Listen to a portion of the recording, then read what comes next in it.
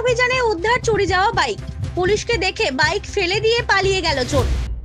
वापस कर रिकवरी करके 5-6 दिन पहले एक लैपटॉप गुम हो गया था और गाड़ी में फेंक के चला गया था। वो भी मैं काफी तत्पर का सहयोगिता से हमका IT फोन का सहयोगिता से उनको 1 घंटा में उनका वापस कर दिया।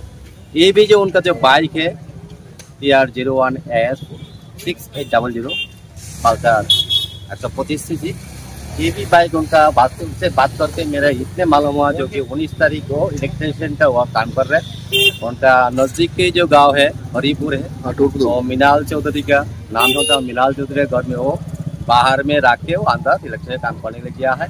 उनका काम खत्म करने का बाद वो जो बाहर निकला घर में जाने के लिए, आगे तक उनका बाइक मिसिंग हो चुका है। तो उसका उनका जो कैपेबिलिटी जितने जो आसपास देखा है, देखने के बाद घर में चला गया। ताकि नेक्स्ट दिन 20/7/2025 तारीख आमतनी थाना में जाके वो एक कंप्लेंट दायर किया है। उनका GD नंबर है 18-27-25। उसी सिलसिला में हम लोग का आज अगरतला में लास्ट जो 15 तारीख से आगामी 25 तारीख तक एक एनफोर्समेंट ड्राइव चल रहा है। इसी सिलसिला में हम लोग बटतला में 21 तारीख शाम को अबाउट 5 बजे ASI Biplab Dutta, constable Pankaj Debnath, SQ Ripan Roy, SQ Tuhin Dutta, हम लोग का जो हावड़ा जो ओल्ड ब्रिज है उसका ऊपर खड़ा हुआ है ट्रैफिक चेकिंग, बाइकल चेकिंग के लिए। আগরতলা নাগেরজলায় ট্রাফিক আইন লঙ্ঘনের বিরুদ্ধে বিশেষ অভিযানের সময় নাগেরজলা ট্রাফিক পুলিশ কর্তৃক একটি পালসার NS 125 বাইক আটক করা হয়, যার রেজিস্ট্রেশন ট্রাফিক পুলিশের অ্যাসিস্ট্যান্ট সাব ইন্সপেক্টর বিপ্লব দত্ত, পঙ্কজ দেবনাথ, SPO রিপন রায় এবং SPO তুহিন দত্ত লক্ষ্য করেন যে বাইকের আরোহী পুলিশকে দেখে ভয় পেয়ে যাচ্ছেন। তখন ট্রাফিক পুলিশ কর্মীরা বাইক আরোহীকে বিভিন্ন প্রশ্ন জিজ্ঞাসা করলে সে সন্তোষজনক উত্তর দিতে পারছিল না। হঠাৎ করে বাইক আরোহী তার বাইকটি ফেলে যানজটের সুযোগ নিয়ে ঘটনাস্থল থেকে পালিয়ে যান। সমস্ত পুলিশ সদস্য চালককে আটক করার জন্য আপ্রাণ চেষ্টা করেন, কিন্তু ভারী যানজটের কারণে বাইক চোর অল্পের জন্য পালিয়ে যায়। তদন্তকালে জানা যায় যে আগরতলা আমতলী থানার অধীন নিশ্চিন্তপুর এলাকার প্রসেনজিৎ চৌধুরী 20 জুলাই আমতলী থানাতে বাইক চুরির একটি GD এন্ট্রি করেন। এই যে আজকে ত্রিপুরা ট্রাফিক দপ্তর আপনার যে বাইকটা চুরি হয়েছিল সেই বাইকটা কিন্তু উদ্ধার করে আপনার হাতে ফিরিয়ে দিয়েছে। ত্রিপুরা ট্রাফিক দপ্তরকে আপনি কি বলবেন?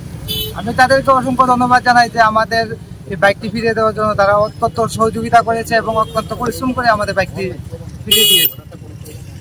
তার পাশাপাশি যে সমস্ত চোর চক্র রয়েছে তাদেরকে গ্রেপ্তার করার জন্য ত্রিপুরা ট্রাফিক দপ্তর এবং পুলিশ প্রশাসনের আপনার কি থাকবে দাবি?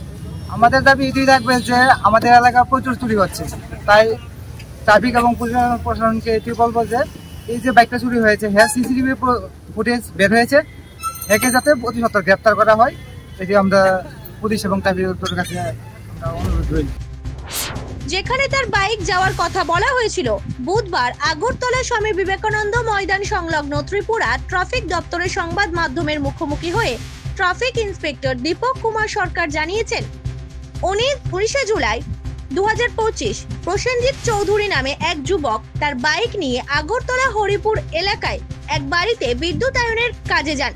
সেখানে পৌঁছানোর পর প্রসেনজিৎ চৌধুরী তার বাইকটি তালা দিয়ে বাড়ির গেটের সামনে রেখে যান এবং রাত 12টা পর্যন্ত তার বাইকটি গেটের সামনে পার্ক করা অবস্থায় দেখা যায়।